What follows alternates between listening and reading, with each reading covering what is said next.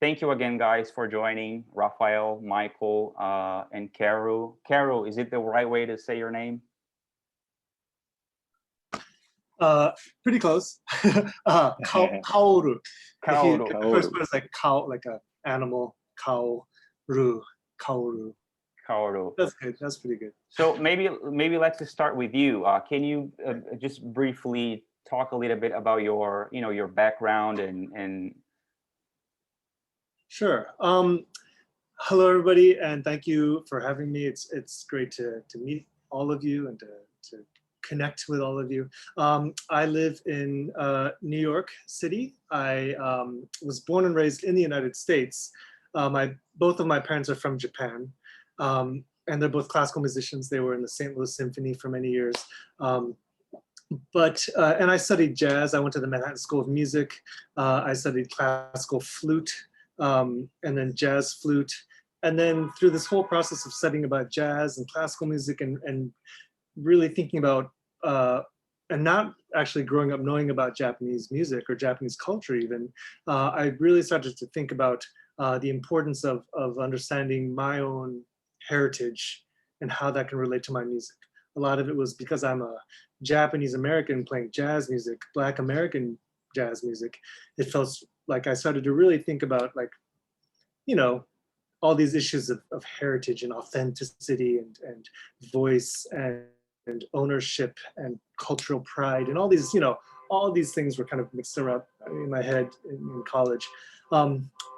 So I moved to Japan. Long story short, I saw this very famous taiko drumming ensemble from Japan called Kodo, Kodo. They're a very famous group.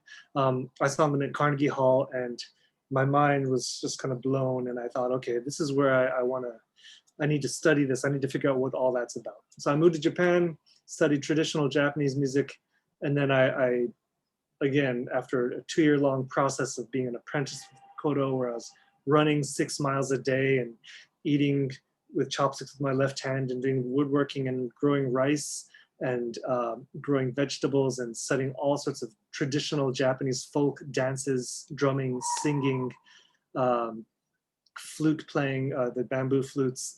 After this 2-year kind of grueling apprenticeship, I was one of the few members for a few apprentices to become a member. I'm the first American member of Kodo. And then from there, I was like, the next thing I know, I'm like touring the world and playing at Carnegie Hall myself, and just having this very intense time of going from an American kid who played jazz to now kind of representing Japanese music on the world stage, right? In a very quick 2 years. I spent about 10 years with Kodo. Then I decided it was time to go back to my jazz and classical music and my Western roots. So I moved back to New York City. I left the group, and I kind of started over in a way. And my general idea was I wanted to bring all these musics together, all these influences that I've had from birth, and try to figure out a way that I could really express myself. And so not thinking I'm going to play Japanese music now, I'm going to play jazz now, I'm going to play but everything. This is improvised and this is set. This is, everything is just going to be one thing. And trying to figure out how to do that in a way that feels authentic, not, just in a very authentic, very real way to myself. And it's taken a very long time, I think, for me, where I've started to really feel comfortable with how I compose and how I create. But I think because of that whole experience, it's allowed me to now kind of coming back to what we're here talking about. Like, for example, Wes Anderson approached me because he's creating a movie, Wes's view of Japanese culture, right? And so it's like I was able to kind of come at it from both sides. And I've worked with Yo-Yo Ma and the Silk Road Ensemble, which is kind of what they do as well, like mixing cultures, but trying to be true to all of them at the same time, which is, it's a very problematic thing, but it's kind of what I've been doing for the last few decades. And I get to work with all sorts of musicians and dancers and starting to write for orchestra, even in string quartets, and while trying to, again, in a natural way, kind of fusing these Japanese elements, jazz elements, classical elements, and just to try to make music, right? So it's not almost not with the goal of being uncategorizable, but just trying to create something that is just really true to myself. That's it. That's kind of it. That's it in a nutshell. Beautiful. Thank you for sharing. There's a bunch of questions here from people. When people are SVP, they send their questions. We'll get to those. So before, maybe let's hear from Michael a little bit about you, Michael. Sure. Hey, how's it going? So yeah, my background's basically exactly the same. I'm a filmmaker from New Zealand who lives in Australia, and essentially I kind of got into the filmmaking world at the age of 17, where I made a little short film in high school, and entered it into like a film competition, and it actually won the competition, and the prize was a contract turning that short film that I had made into a series for an online gaming magazine at the time. This was in 2008. And yeah, so suddenly I hadn't quite finished high school, and I had this job where I had contractually to make a little short film every 2 weeks for this website.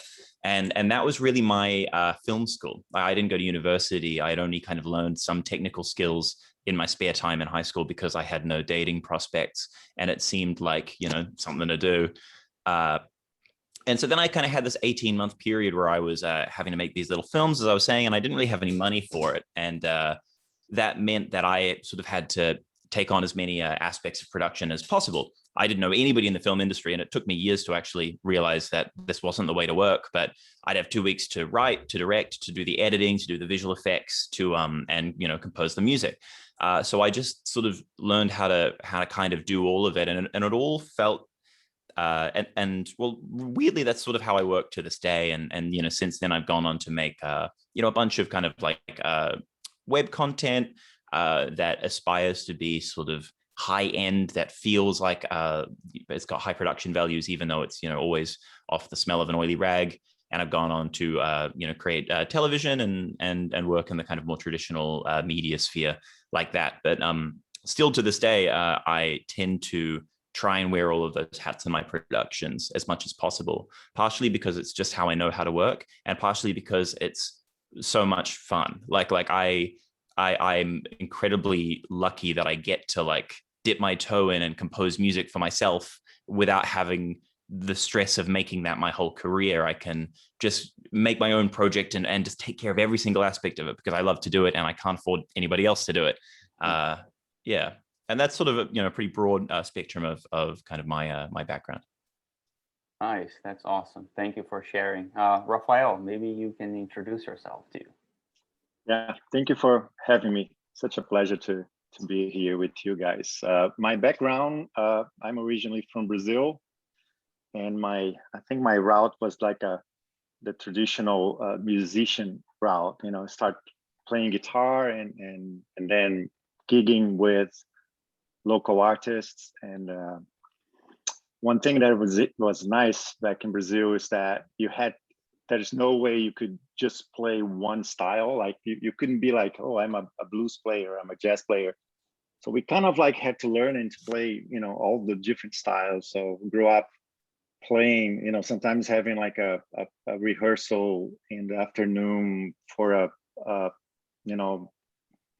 rock band, and the evening playing with a Brazilian bossa nova singer. So that was a good school to kind of like, go in through all the different styles. And from being a musician and play, I started getting invited to do some recordings.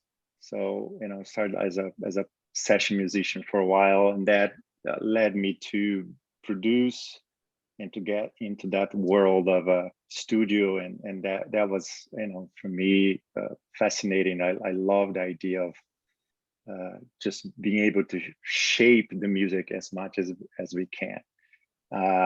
And in 2012, I got invited to work on a startup film studio in Hawaii, in Kona, Hawaii. And until that moment, I haven't composing it. I've done arrangement and worked with as a producer, but never worked before as a composer. And my mainly job in that studio would be composed and work on sound design. So I took the challenge, moved from Brazil to the beautiful Hawaii, and stayed in Hawaii for 7 years. And it was such a nice place to make that transition from the music world to the film world. And I think it's interesting because you're in the music world. Music, it's the main thing, and all the conversation. Everybody understand the same language. And then I had to get into the film world where it's all about the picture, the story, and in music it's just serving something. So that was a very good place for me to start. And on that studio for 7 years, we work on feature films, on documentaries, on video games, on small projects. It was really, really a good place to make that transition to be a composer.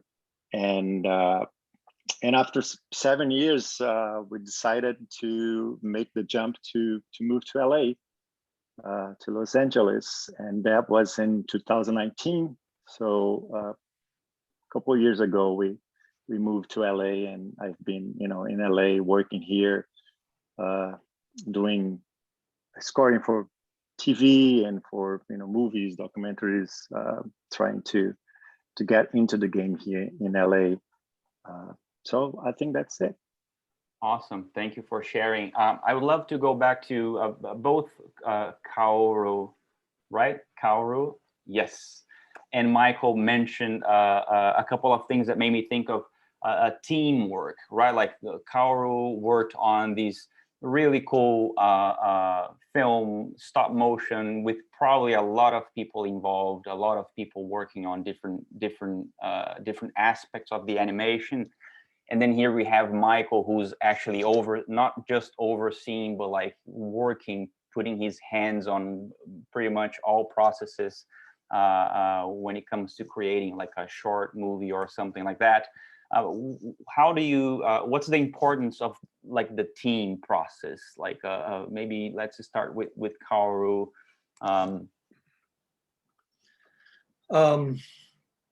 It's important to find a good team, right? I'm going to speak more. I haven't done as much like film stuff as much as kind of more live music situations. But for example, speaking of like Wes Anderson, like I really just worked with Wes. I didn't have to deal with the animators or with the editors. Wes would just, hey, can you send me this kind of piece, or and so that, but I mean, in a sense, for me, that was a team, right? It wasn't me just like writing a piece, but it was Wes saying, I want a piece that sounds like this, and it conveys this emotion. And I'm trying to figure out what he's saying, and I'm trying to, interpret, often, sometimes with more clues than others. But, at one point he sent me an email saying, it's like a water thing. I need something like a water thing. What is, is that like a hurricane or a stream or a tsunami? Like what's water, that was email. But when we actually worked together in the studio, and it got much more specific, where he was like, okay, something fast and intense. And so I'd play something, and he would say, okay, that's great. Let's add, how about these metal instruments over here? And I would add some metal instruments, and it was just very hands-on. And so whether it's working with Wes or I'm also working with some dancers right now for a project, and there's lighting people involved, in the choreographer and the dancer and the producer. But it's all about developing trust and lowering the ego level as much as possible, and just not thinking about, oh, I want to create this kind of music, or I want to show off this part of my abilities. But it's okay, as Rafael was saying, it's about feeding the story and investing yourself into the character or the moment that you're trying to create something around. yeah, and having, yeah, the humility I think is a big part, and but also not being afraid to inject your own thoughts. I've also actually recently with working with some really great high level, again, choreographer, lighting, and everyone was kind of holding back, right? Being deferential to each other. And there are times when we have to really kind of not be afraid, not be shy to, I think we should move it in this direction. And everyone kind of says, okay, and then they might push back. And then it's a matter of respectfully, navigating all these different minds and egos and just trying to create something beautiful. Awesome. You mentioned something like, I mean, you let me just let this person in. Cool. You mentioned that you've worked with big ensembles, like a lot of people working together. Plus, when you were invited to do this film with the Isle of Dogs, for example, like what's the importance? And again, there's a lot of like people here, musicians who are interested in getting into the composing for visual media world. What do you think what's the importance of networking in order to get to get access to these people, these professionals? I am the worst person to ask that question. To be honest, and this is not, I'm not saying this because I'm proud of it, but I'm not a networker. I'm not good at going to conferences and handing out my business card and I honestly want to be better at that, but I just never did that. I've just been really blessed in, I focus on my music and my work and just trying to be produce as good, high, quality as I can, play with, being very aware of who I'm working with, like, doing projects that I really believe in, that I feel have artistic integrity. And then I've been found by people, like the Wes Anderson thing was a music supervisor who's kind of you'll find his name all over like all these big name Hollywood movies. He's based in New York. He calls me up out of the blue saying, I'm looking for expert knowledge on Japanese music. And I'm kind of that guy in New York, right? And it's not, I didn't do it because I wanted to get in movies. I did it because I want to study Japanese music. And so he called me up and asked some questions actually about a Martin Scorsese film. And then, so I was kind of working on that, which ended up being Silence, by the way. A great Scorsese film that no one's ever heard of. And then the same supervisor, the Wes Anderson thing came up, and then he called me for that as well. So it's like, it wasn't, I didn't reach out to him, I'm working with the great dancer Mikhail Baryshnikov right now. And that's kind of the team I was talking about, with great choreographer and dancer and lighting and staging. And that work was brought in by a producer that I've known for 20 years. And we've just kind of met through different scenes, but we became friends. And he was someone that I reached out to, like when we would just talk about, if I asked for advice about, I'm trying to study this type of music. Can you lead me in the direction of who I should talk to about it? Because I knew he had a great knowledge about certain types of music. And then we became friends. We would, he's in Tokyo, we would go drinking in Tokyo. And then when this Baryshnikov project came up, again, it was kind of mixing Japanese elements and Western music, and he called me up, and that was that. It wasn't, again, I'm really bad about it, and it makes me sweat to think about going to a conference and handing out my card, because it's good work and it's important work, and I know people who are really good at it, but it's just not my my thing. For me, it's focus on my craft. Yeah, and I guess this is also very valid, because there's a lot of people out there who are completely opposite. They only do the networking, they don't develop their craft. And then Rafael, were you going to say something? I think you touched in something that it's very, very important, because we think network, it's a way to make business. And I think network's a way to make friendship. people in this industry, they want to work with people that they have, they're friends, like you said, going out, have a drink together and develop a relationship more than just like, it's not about meeting, it's about getting to know each other. So one thing that for me is like, it takes time. And I think like when you're a little bit more chill about it, and and more relaxed, not thinking like, oh, I have to make those connections. It normally, the connections come, they will come, because and also you connect with the right people. You connect people that have the same interest in that you have, that like the same things, and then it flows, right? If I try to connect, find a way to connect with Wes Anderson, maybe there's like you said, he loves the Japanese culture and all that. So I don't have that. So it's a different way. It needs to be something more fluid, I think, instead of something that you're like trying to force something, right? Awesome. Let's go back with with Michael's perspective on networking plus teamwork, especially and again, I don't want to sound too repetitive, but like you mentioned that you work on every process of putting together like a production. You compose, you write, you direct, and you act. And those are not like easy things to do. It's not like, oh, let me write a short film. Oh, let me compose something. Like those require time and practice. So yeah. Yeah. I mean, I do all of those things. I never said I did any of those things well.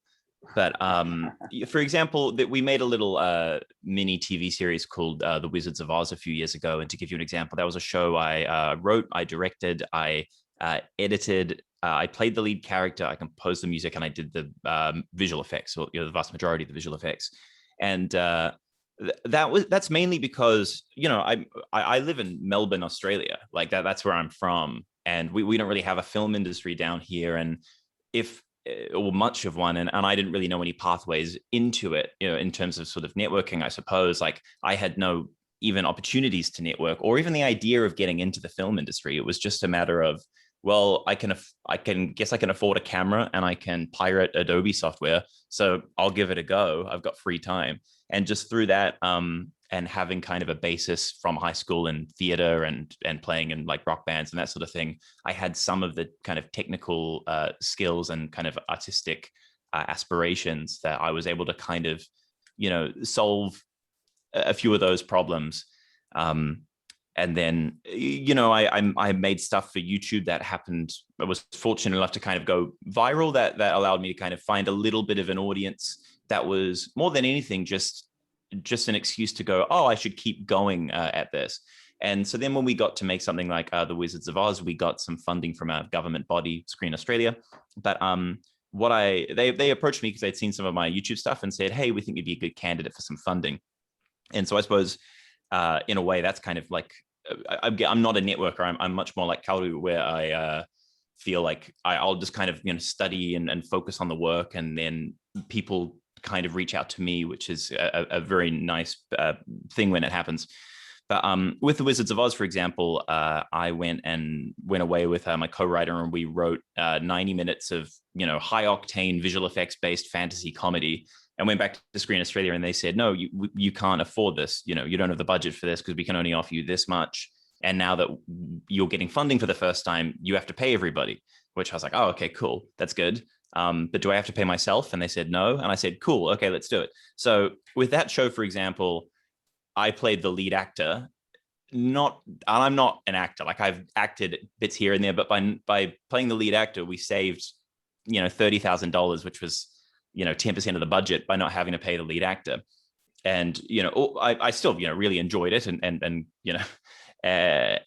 but there was a similar ethos amongst kind of some of the other strains. Like I composed the music because I desperately wanted to compose the music, but also the fact of the matter is we couldn't have afforded a composer, so I just sort of had to do it. And yeah, that's something that I kind of continue to do to this day. But yeah, there have been, on the subject of teamwork, I have a little more of a solipsistic relationship, I suppose, with filmmaking. But and also coming at things usually from the perspective of the person that's had the genesis of the idea and has written it and directing it. My role is obviously collaborative, but in some ways it's kind of, you know, guiding the other departments. And one thing I learned quickly about directing, for example, in terms of collaboration and teamwork, is to be very confident with what you want. Like, I think it's a very difficult position to be in when somebody comes to you wanting an answer, just wanting to please you, and you kind of go with a, oh, I'm not sure. I think that to be kind of like, to have like firm ideas, but be very gentle, I think, with communicating those ideas is sort of how I, you know, hope to conduct my kind of a role as director in terms of teamwork. I have a question. I actually have one question for each one of you guys. For Kaoru, I would love to, because, you know, we're used we know the process to work in a movie, like to compose and to work in a you know, with images. But I was very curious to know, what's the process like when you working with dancers? Do they film something? Like, how do you create like the rhythm and all that? How does that work? I think it's project by project. You know, it's the current one that I'm working on is based on an old Knoll Theater play. Knoll Theater is like this traditional Japanese, like 800-year-old theater tradition. So there's an existing play and they wanted to make a contemporary version of it. And so at the very beginning of the process, we went back and forth a lot about how we were going to make it, you know, and the original idea was that we would get together, like most of the team is in Japan, but then Baryshnikov and I live in New York. So we were going to get together and like kind of jam a lot and try things out. And I would bring in other musicians and we would try, you know, scene by scene, kind of developing it. That was the plan. And then COVID happened. So everything just kind of total flipped, and we rethought about how we're going to do it. And what ended up happening was I just went scene by scene and in my head just wrote music. So it wasn't how I wanted it to be, but it was, you know, it's a challenge. And it was like, okay, this is the first scene and this is what happens. This is the vibe. Okay. And I just wrote music. Did he give you like tempo or any indication no, like that, or no tempos, no, wow. just Wow. open. Is an interesting thing about that was one of the people in the production company, the producer side, suggested pieces, and he was pulling pieces from classical repertoire, like a Debussy piano sonata, and, you know, Ibert and all these different things, and then they wanted me to kind of write the transitional music between kind of these classical pieces, and I was like, I think I just want to write all of it, you know, like, and going back to what Michael was just saying, it's like, you know, having an idea of what you want. It's like, it's probably would have been easier for me to write transitional music, but I'm like, well, this is, what kind of opportunity is this for me to write for Baryshnikov? Am I just gonna, no, I'm gonna write everything. And so I did, and originally I was going to try to draw themes from those original compositions that was suggested, but in the end I kind of just threw those out the window and just kind of created my own, what I felt was appropriate. And it was interesting for one piece, for example, the finale, without, you know, going all into the story, I wanted it to end quietly with a kind of tragedy. So I wanted to end with kind of a very introspective kind of ending. But the choreographer comes from the kabuki theater tradition, and it's all about being extravagant. And so he's like, you know, it should end big and full, operatic. And I'm, you know, and Baryshnikov is actually on my side about that. He's like, I don't really understand how we can end it, you know, big. And we kept going back and forth about that, but never again trying to work together. And so I'm like, okay, how can I make it big without being triumphant? You know, big, but kind of introspective at the same time. Yeah. And you know, so it was great. It was very challenging and frustrating at times, but that was kind of the process. Yeah, that's how That's amazing. And, you know, working within COVID was also kind of a whole, you know, added challenge to it. Yeah, it's interesting. Like just hearing you, you know, talking about, you know, we many times we're so focused on music and music skills and in compose, and there's this other side of, you know, the relationship and the people that are involved and the different opinions, that it's so essential, right? How you navigate all of that, and especially like in this situation that you're dealing with people that are really, really good in what they do, right? So it's interesting. And oh well, the kabuki, the choreographer is like very respected, you know, like a big deal in that world. And so yeah, and then the way he deals with musicians is the musicians just do what he says, right? And then, but he's also very deferential to Baryshnikov, right? And so seeing that relationship and then my relationship with both of them, and again, it was never like, I could have easily taken it to a kind of a negative thing of us against him, but I very consciously didn't. And it's like, okay, how do we work together? How do we, you know, accommodate all these different opinions, and again, just think about the story that we're trying to tell, and move towards that.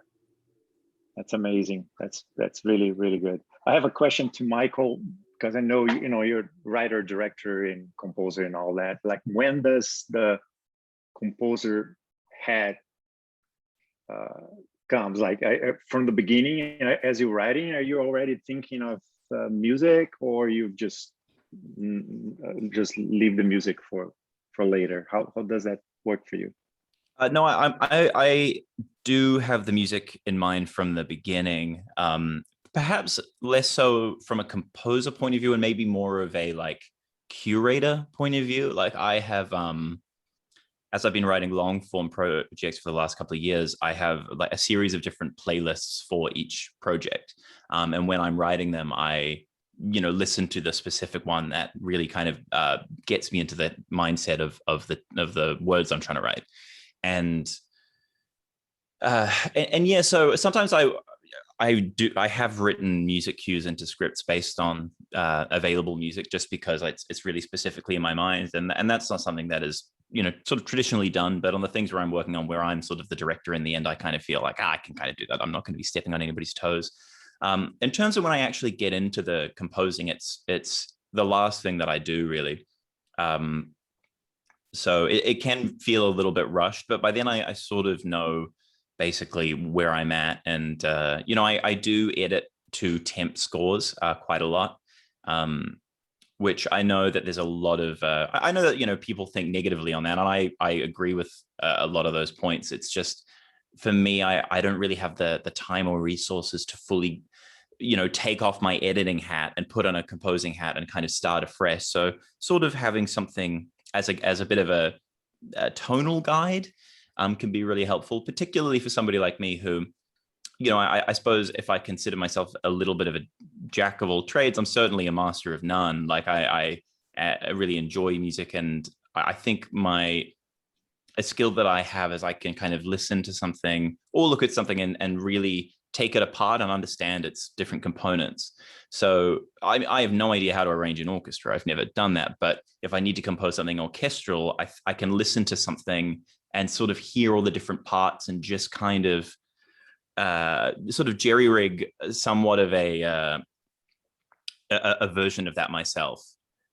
So things like temp music can be really helpful for that kind of a process for me. Awesome, thank you. Yeah, that's cool. I was actually going to say, I mean, you just mentioned never mind. I just wanted to just thinking, there's a bunch of questions in front of me. I'm trying to kind of like connect them all. I really loved, and I'm not reading any questions now. It's my personal comment. I really love the fact that it's very, your approach is very like it's a startup approach. Like you're a founder of a startup, and you're not going for funds. You're creating the project, you're creating the product, you're putting the product out there, and you're measuring whatever results that come from these release, and then you're going back to your company and you recreating, redoing things and perfecting and etc. And I think it's really cool.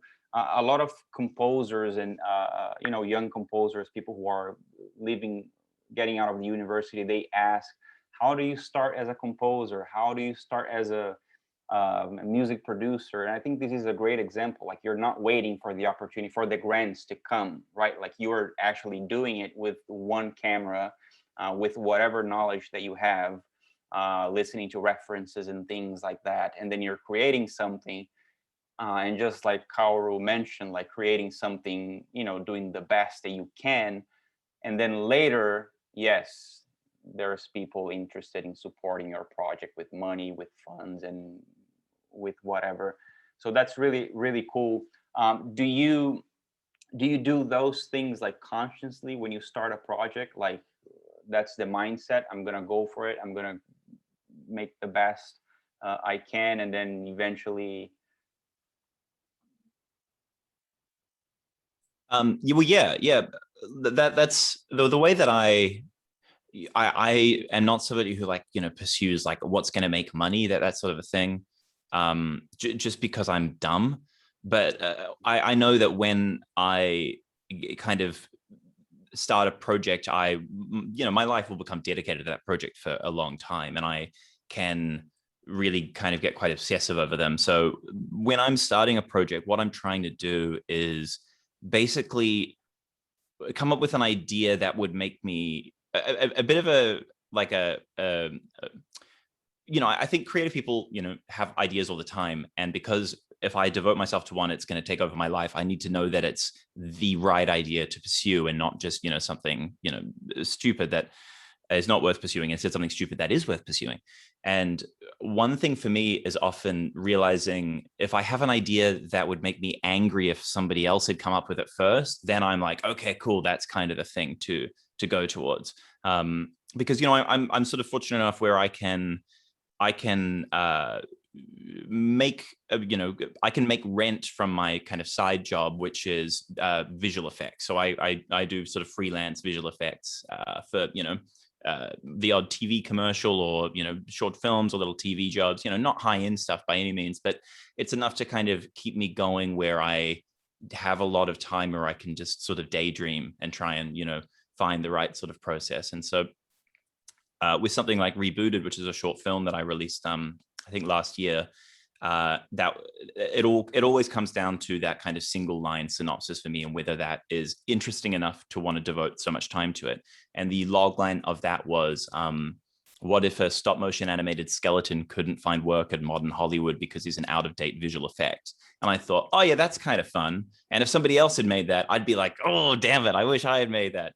And that was when I thought, okay, cool, this is worth devoting 18 months of my life exclusively towards, for no financial benefit, because I just love the idea.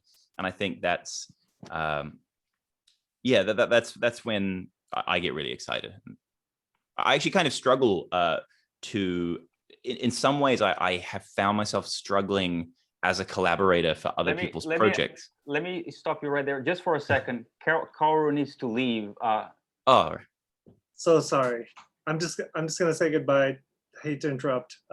Great to meet you all. I just put in the chat, please connect with me through Instagram or whatever, all that stuff. But thank you, and great to meat you all. Sorry, thank you. Michael. It's a pleasure. No worries. Right. Nice to meet you. Cheers. Thank you so much. Yes. All right. I'm sorry, Michael. Please keep going. Yeah. Well, all I was going to say is that I have, on the other side of that, found that as a collaborator, I sometimes have struggled because I'm so used to having this overview, this kind of overlord, omniscient perspective on a project where I'm so connected to it, that then when I have, performed one of those roles of the 10 that I normally do for myself, on someone else's project, I sometimes can feel a little disconnected from it because I'm so used to being so passionately attached to it. And I think that's a skill where people that maybe pursue one, element, like composing more, than trying to kind of keep their, dip their toes in every single element of it. That's a real skill that they can often possess, is being able to so passionately switch on to a project that maybe they've just been brought onto quite late. I think that's a real skill. And one thing that you mentioned that I loved, you mentioned you have like some sort of like side job, which is connected to your main thing, right? Like Yeah. it is connected to creating and things like that. But I also I would love to hear from you, like how important, because again, like a lot of composers or music producers or musicians in general who are just starting their careers, I often hear at the university them like, like I don't have the money to do this, I don't have the money to whatever, to explore X, Y, and Z. And here we have a guy who's directing and writing and composing, who has a side job that's able to support the dream, the vision. It's like a bridge, right? Like you're walking over the bridge, and you know that there's a destination, but you need to cross the bridge. And in order to cross the bridge, you need that side job. So maybe a little, what's the importance of that? Like, well, yeah, I think that's something I have, when I've spoken about kind of more directing to like up and coming directors or film students in the past. One thing I'm always trying to impress upon people, and not that I'm an expert in any sense, is developing that side skill. And, I suppose for me, keeping it in the industry has been wonderful. And I, love doing visual effects. It kind of just works for my brain. But I think if your goal, for example, is to be a director, like the opportunities to do that are pretty slim. And it's also a role where you can't collaborate on other people's projects. If somebody else has a project, they probably already have that director or that writer kind of locked in, but they might need a visual effects person, or they might need a composer, or they might need, an editor. And I think having that technical skill that you can offer as a freelancer to try and, get a bit of cash, but also see the other side of things, see how other people work. And that's a great way of networking, really, because you meet people on other projects rather than having to only, draw people into your own. And so that's something I've thought about in the past, because I know people who are, directors that don't have those kind of extra skills or extra kind of side hustles. And I think that's a real challenge. Yeah, I think just to maybe add, to that, there's this, sometimes we have this myth of like, this is what I want to do. I want to direct or want to compose. And it's kind of like you waiting, or you're putting all your, everything on that, thinking like someday, somebody would discover me, and sometimes we hear stories like that, and that happens, but that's not the majority. So I always think, I think there's like maybe 3 layers of you, if you want to, pursue a career as a director, or as a composer, or as a producer. The first one, it's like you're just do your side job. There's nothing to do with music, and many times that's the reality, and that's okay. You might be, Uber driver for 6 hours a day, and then you have, couple hours at night that you're gonna work on your skills, and that's totally, it's something that you're doing to be able to pursue something that you want to do. And I think there's the second level, which is like when you're able to pay your bills with things related to what you want to do. So if you're a musician, or if you're a composer, you work in some projects that you love, that you feel like, oh, this is what I want to do. But also you do some works that is not, it's not your dream work, like you're doing with sound effects. And I do mixing. I do I still sometimes get some sessions as a musician to play, or I'll still travel with some artists, which is fun and also helps to cover that, and some of the stuff that I do for TV, or or more like not necessarily your dream job, but it pays the bills, and it's a blessing to be able to be doing music every time, until you get to that point where you can just if you're a composer, you're just working on films, on TV. But I can tell you, even here in LA, the number of composers that can afford to just to decide what they want to do, what projects they want to work, it's very limited, and there's so many people that I've met here. They're great composers that they do orchestration, they work on different things, because it's all part of the process. And also, while you're doing those things, you're meeting people, you're making connections. And again, it's a kind of like the more I think the fluid network that you do, because you're in the middle of working with somebody, and then that connection that it's happens, right, that can can create fruits for the future. It's a way better, in my point of view, way better way to navigate than just waiting, that anticipation of like, I need something needs to happen so I can have like the whole idea of the breakthrough. It could be really hard, emotionally, when you're just waiting for one thing to happen, and that's almost never how it happens. The overnight success, right? Yeah, that's cool. Thanks for sharing that. Michael, there is one particular question for you. KAORU is not here anymore, but how, like, because again, you recently released Rebooted, right? Which is a great, all of you guys should watch it. It's really, really cool, really, really well done. How to get noticed, for example, with Rebooted, I'm reading the question, when everyone is creating content on YouTube or Vimeo, did you have any strategy, any marketing team working, supporting? How did that happen? Not really. Yeah, it's unfortunately a question I don't know that I fully can give a satisfying answer to. But yeah, you're right. When everybody's releasing stuff, I remember a writer once said that having somebody discover your work online is like somebody finding your message in a bottle in a sea full of messages in bottles. And I thought that was pretty apt.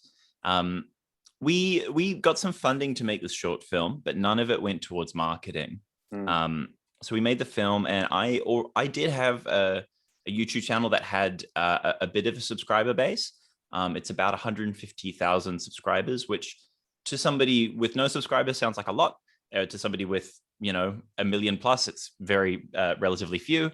But, I had done some YouTube stuff, and I had happened to be fortunate enough for it to kind of, catch on and go big previously. But I never wanted to be a YouTuber. I've always kind of been like a filmmaker, I suppose. So if you look at my release schedule on YouTube, it'll be like Rebooted was the first thing I put on that channel, I think, in 4 years. And the thing before that was, the first thing I'd put up in a year and a half, because it's just, I'll release something when it's finished. So when it came out, I was sort of dreading that it would come out and nobody would see it. And I think it's ended up, it's got 4 million views or something like that on YouTube, which has been really fortunate.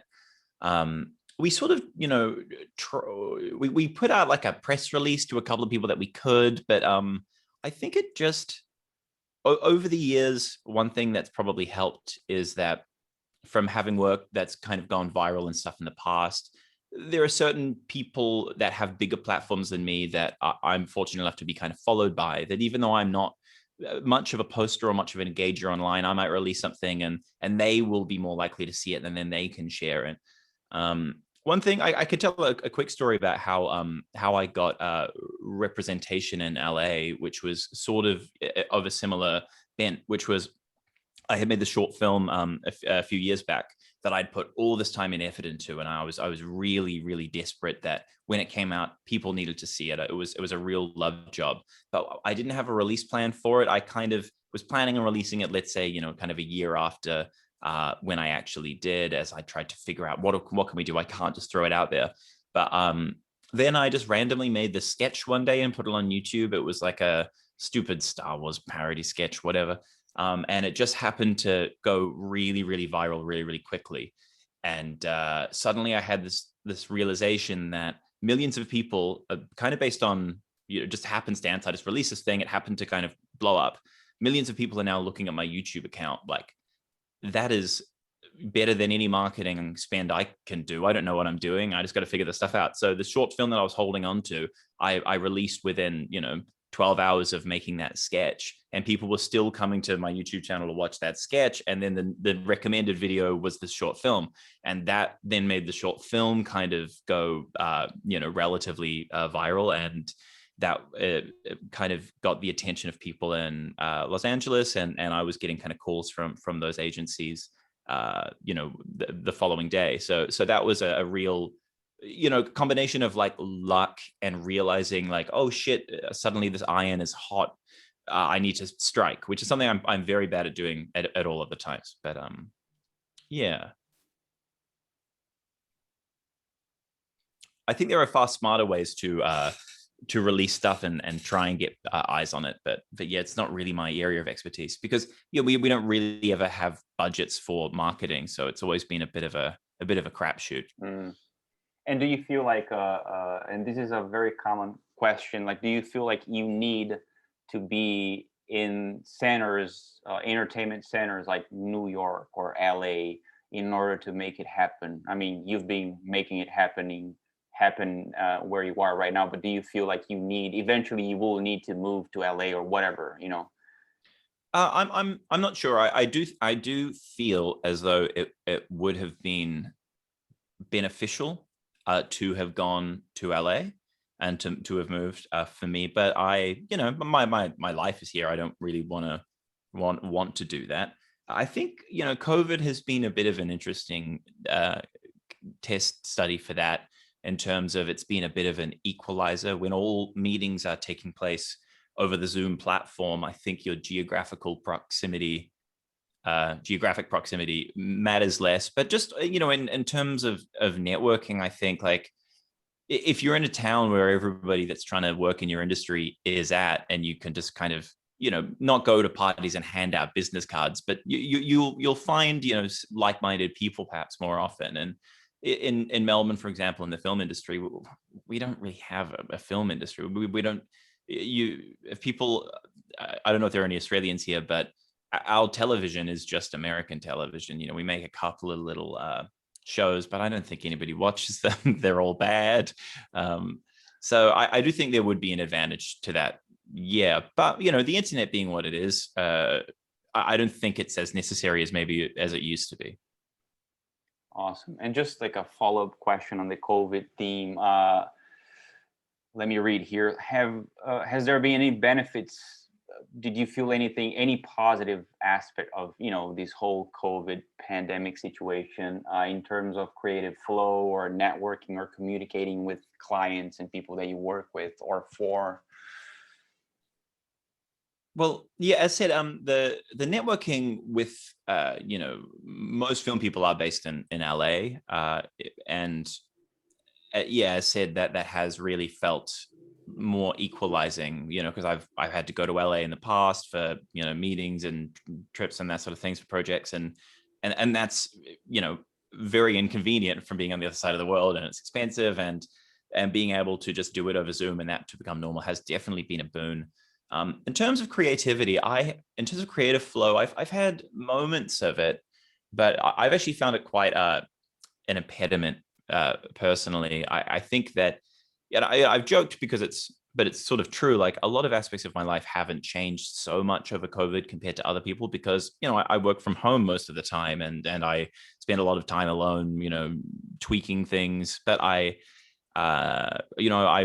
had lots of writing projects due, and what I will often do when I've got a big writing job on is I'll go away. Like, I'll hire, rent a house, or, move to a motel for a week or two, just out in the country, because I need to get away from working on the computer, where I also play Apex Legends, and where I also, like, do everything other than my job as well. and isolating myself in like a little cabin with a laptop where all I can do is write, I find really, really rewarding. Because I think that there is something ritualistic about the way that I write.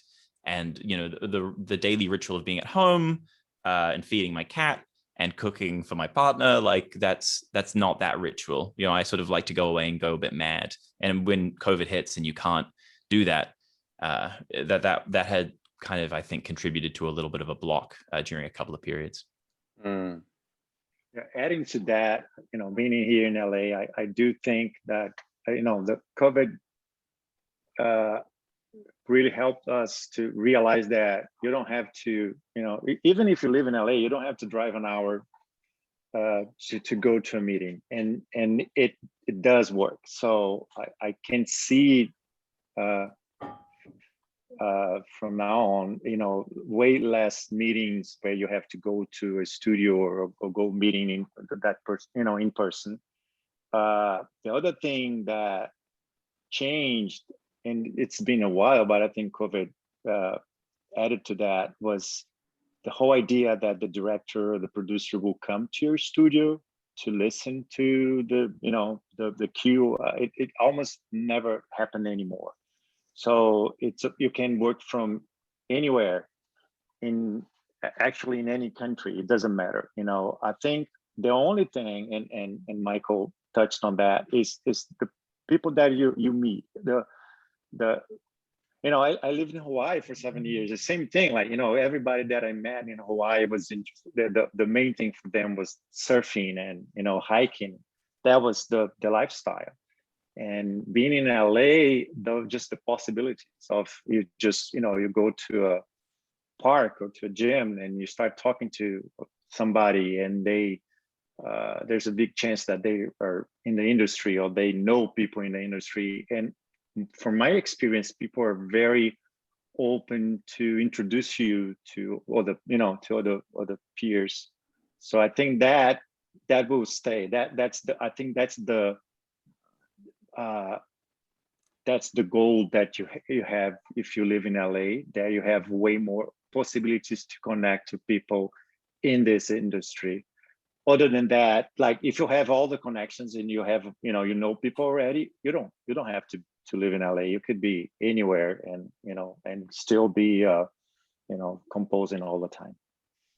And just piggybacking off that's true. It is all about those relationships, where it's easy for me to say, like, yeah, it's being equalized. I don't need to meet in LA because I can just, you know, have meetings over Zoom. But the reality is that getting those meetings is because I have representatives who are based in LA.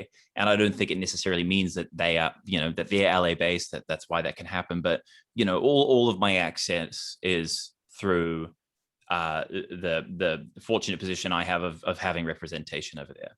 And so really, that's the important thing, I'd say. Yeah, I always, you know, when people hire you in this industry, the main thing that they are hiring is trust. They trust that you're gonna deliver on time and with the you know, the quality and all that. And trust comes. That's when I feel like there's a lot of time that they need to know you. You know, they need to meet you. They need to know that you're easy to work with. You know, that you're not gonna be a burden in the process, because, you know, talk about films or TV. It's so stressful. There's already so much stress, especially, you know, if you're a director, producer, writer.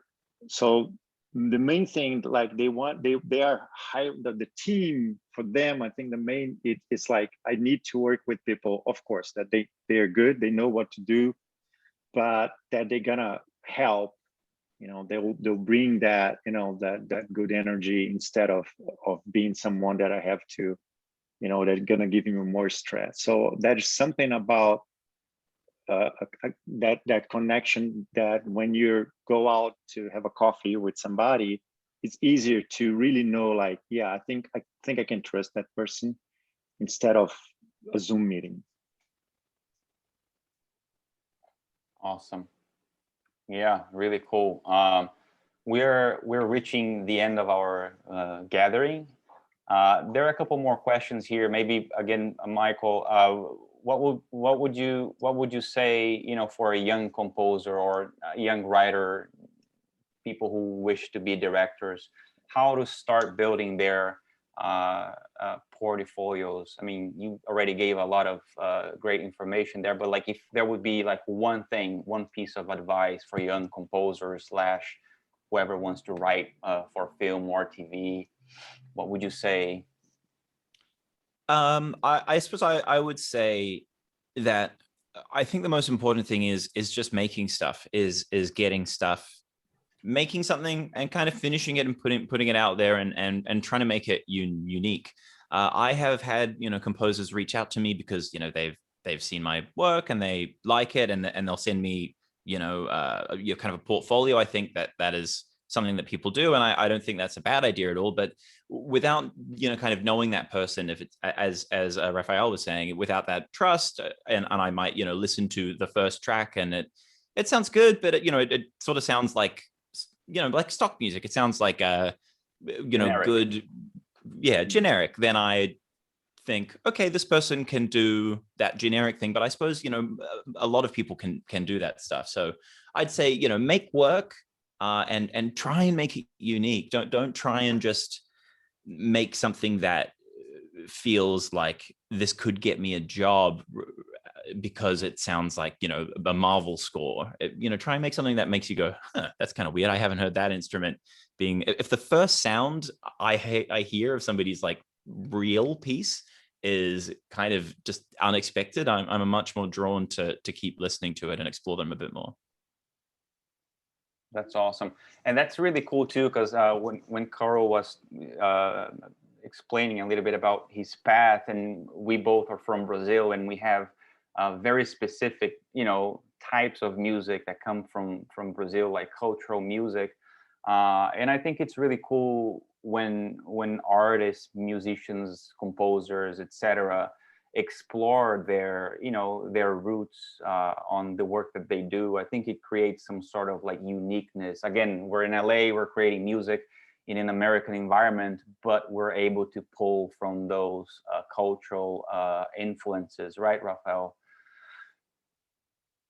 Yeah, and I don't mean I'm never gonna be, probably I'm never gonna get hired to score a movie with Brazilian music. That's not what we're talking about. We talk about influences. Like Michael was saying, like there's some Brazilian instruments that we could bring and use in a different way, and the reaction will be like, what is, I've never heard that. What does that sound like? So it's that's what I like in creating music for film. It's just there's so much possibility. You can really create some weird sounds and mix and blend things in different ways, and like Michael was saying, like create something that is your own. There's a lot of people, a lot of really, really good people that do the Marvel stuff, but what will stand out is if you come up with something, and especially I was thinking, like at the beginning you showed how many countries we have represented here. Mm-hmm. And I know each one of those countries have something unique, and sometimes we kind of like feel like, oh, I need to be the Hollywood composer, and we forget that the precious thing that we have, that is the culture that we come from, and that there's opportunity to bring some of that to what we do, and I think that will benefit not only you as a composer, but the people that are gonna listen, and the films and the work that we do. We're just gonna have way more different flavors, different colors to in film music, instead of just the same thing that we listen again and again. Awesome. And one last question, Michael. What is the importance of music when you're creating a character? I think that when I have writer's block, there's only kind of two things that I can do to try and sort of fix it, and both of those things involve me listening to music. Like those two things are I have a long bath and I listen to music, or I go for a long walk and I listen to music. I just think that it's so evocative, I suppose, in terms of, I think it really does allow me to daydream. It puts me in a very kind of creative space, because it's particularly instrumental music is non-literal, so it really is just evoking emotion rather than necessarily being didactic to you. And in terms of like the character of a piece, like one thing I thought about before was in terms of making a score kind of stand out. One of the more recent scores that really caught my ear was, and I'm going to get their name wrong, Cristobal Tapia de Villa's score for The Third Day, which is an HBO kind of miniseries that was okay.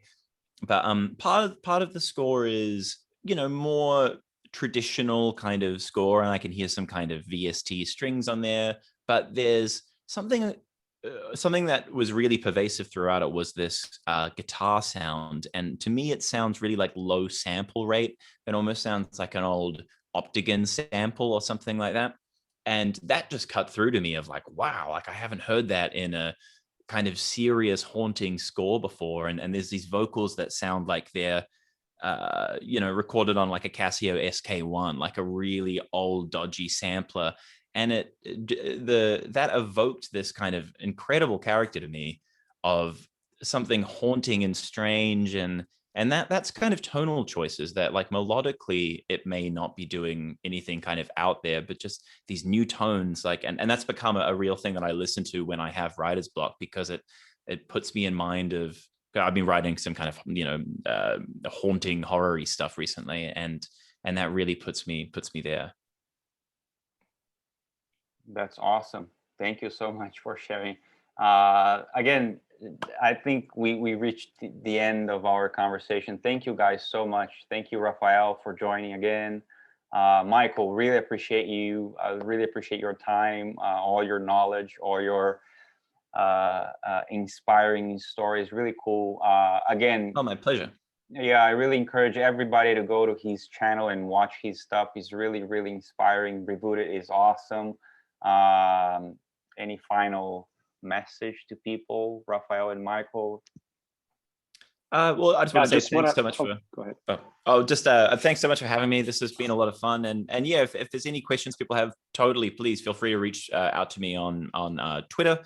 I suppose it's probably the best platform. I don't really check Instagram, but yeah, you can find me there. I'll put my handle in the chat. But yeah, please come say hey if you'd like. And thanks very much for having me. This has been a lot of fun. Awesome. Yes, please write your handle on the chat box. It was a pleasure to be part of this. Thank you, Bruno. We're gonna have to schedule that coffee, Bruno, sometime soon. Yes. And Michael, was really nice to meet you and discover your work. And I love it so far. What I saw it, I really like it. Thank you, and congratulations on your work. And I'll leave my website too, and I'm more than open to if you have any questions, anybody, if you want to chat, or there's anything I can help, I'll be glad to. Awesome. Thank you guys so much. Enjoy the rest of your weekend. Enjoy your Sunday, Michael. Thank you. I'll see you guys on the next panel. Thank you so much. See you guys. Thanks. Bye-bye. Bye-bye.